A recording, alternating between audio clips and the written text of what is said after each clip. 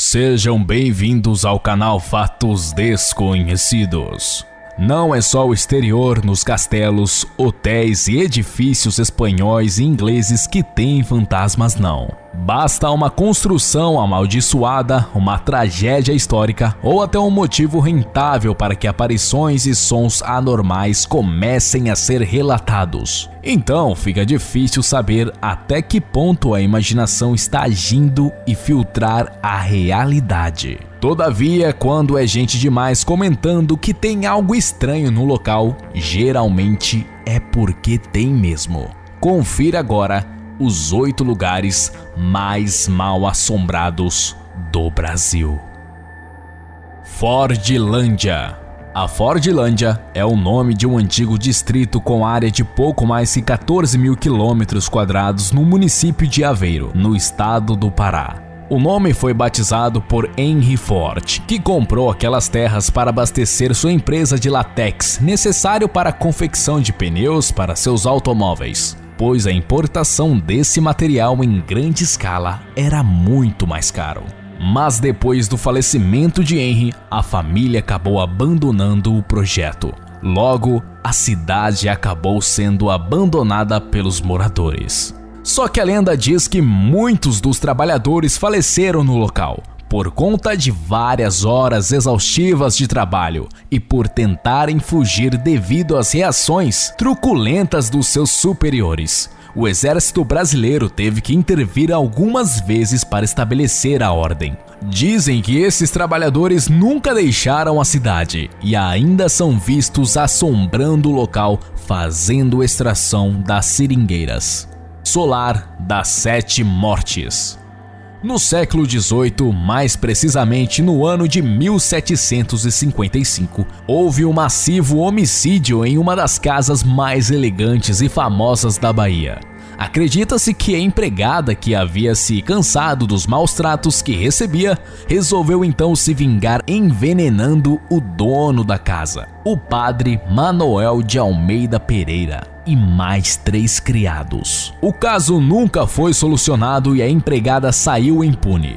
Dizem que, de ódio e rancor, os falecidos permaneceram na casa até hoje. Desse modo, nenhuma outra família conseguiu se instalar na casa, já que eles viviam com constantes ruídos sobrenaturais, vultos, gemidos e com as portas fechando e abrindo sem corrente de ar ou motivo aparente. Esperto de quem optou não morar ali. A casa parece ter sido construída ainda no século XVII, com o uso exclusivo dessas famílias abastadas.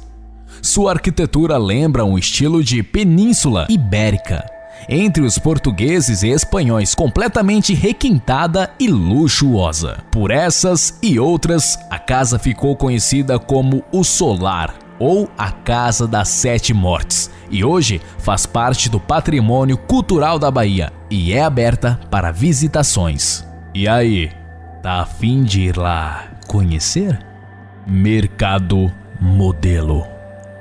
O Mercado Modelo é um dos pontos turísticos mais conhecidos de Salvador. O lugar abriga mais de 260 lojas de artesanato e produtos típicos da Bahia. Só que além do ponto comercial e turístico, o Mercado Modelo também é conhecido pelos gritos de socorro que ecoam no subsolo. A história do mercado é marcada por tragédias provocadas por grandes incêndios. O antigo prédio foi atingido 3 vezes pelas chamas em 1984. Já no atual prédio houve mais um incêndio que causou sérios danos. Só que depois de um tempo o mercado foi reformado respeitando o plano arquitetônico original. Dizem as más línguas que os escravos recém-chegados da África ficavam no subsolo do mercado, aguardando para serem leiloados. Mas como a construção fica abaixo do nível do mar, o subsolo fica frequentemente alagado e a água inunda o local. Desse modo, muitos morreram afogados. Edifício Joelma. O edifício Joelma foi inaugurado em 1971 na região central da cidade. Com apenas 3 anos de funcionamento, um curto-circuito no 12º andar provocou a morte de 191 pessoas e mais de 300 feridos.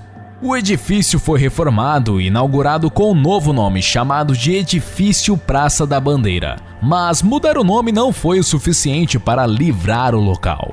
O novo Joelma coleciona várias histórias assustadoras desde sua reabertura. Tanto de funcionários quanto de pessoas que visitam o local já relataram a presença de vultos, portas abrindo e fechando, coisas batendo e diversas vozes pedindo por ajuda e socorro.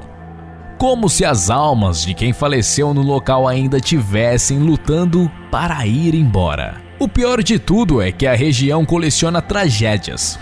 As fotos mostram rostos de pessoas que não estavam nas filmagens. Em 1948, o professor de química Paulo Ferreira Camargo morava junto com a mãe e suas 2 irmãs em uma casa no centro de São Paulo. Por motivos desconhecidos, Paulo assassinou a tiros a mãe e suas irmãs e tentou esconder os corpos em um poço artesiano que ele mesmo construiu há 3 dias antes do ocorrido, no quintal da sua casa. O cheiro dos corpos chamou a atenção da polícia e, para não ser preso, o professor cometeu suicídio. Como se não bastasse o triplo assassinato seguido de suicídio, o bombeiro também faleceu devido a uma infecção cadavérica. Esse episódio é conhecido como a maldição do Edifício Joelma. Você pode conferir no nosso canal o vídeo completo que fizemos desse assunto. Castelinho do Flamengo.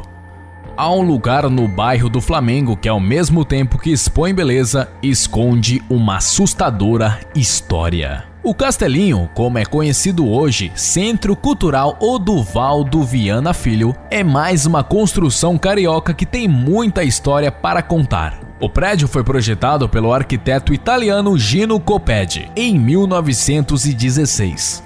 Nesse período, o comendador Joaquim da Silva Cardoso e sua esposa Carolina moravam no Castelinho.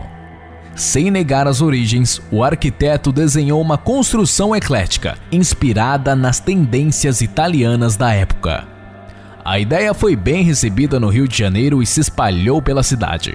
Anos depois, o prédio se tornou a moradia de Avelino Fernandes, sua esposa Dona Rosalina Feu Fernandes e a sua filha Maria de Lourdes Feu Fernandes. Aí começa a nossa história. Relatos indicam que o casal Fernandes morreu em 1932 atropelados em frente ao Castelinho. Maria de Lourdes, a filha da família, passou a ser criada por um tutor que a roubou e maltratou em todos os sentidos, deixando-a presa na torre principal da construção. Dizem que, quando Maria morreu, ela voltou para assombrar o lugar, em busca de vingança. Não são poucos os que dizem que o Castelinho do Flamengo é mal assombrado até hoje em dia. Com a morte dos donos, a posse do prédio ficou amarrada a um trâmite jurídico. Por conta disso, o local passou a ser constantemente ocupado por moradores de rua. Entretanto, muitas dessas pessoas não conseguiram ficar por lá, alegando ver ou ouvir coisas estranhas. Alguns deles até sentiam toques em seus corpos durante a noite. Em 1992, o local foi desocupado e reconstruído como Centro Cultural Oduvaldo Viana Filho, por conta dos relatos das assombrações. Em 2010, o Castelinho do Flamengo chegou a ser tema do quadro Detetive Virtual do Fantástico, da TV Globo. Hoje o detetive virtual sai da internet e vai pra rua, atrás de fantasmas. O local é este, o Castelinho, no Rio de Janeiro. E o principal relato de todos é o grito de uma menina que vinha da torre do prédio. Esses relatos eram contados antes mesmo da história de Maria vir a público. Ermida Dom Bosco. Durante a construção da Esplanada dos Mistérios em Brasília, foi registrado em média 3 acidentes de trabalho por dia. E como os prédios são muito altos, a maioria desses acidentes era fatal. Quando os enterros não aconteciam bem ali no próprio canteiro de obras, as vítimas eram levadas ao Lago Paranoá, já que ainda não havia cemitérios na capital. Sendo assim, a maioria dos corpos dos trabalhadores que trabalhavam na construção de Brasília está localizada no lago. E há alguns brasilienses que relatam certas atividades sobrenaturais na região. Pescadores disseram ter ouvido vozes enquanto pescavam no meio do lago.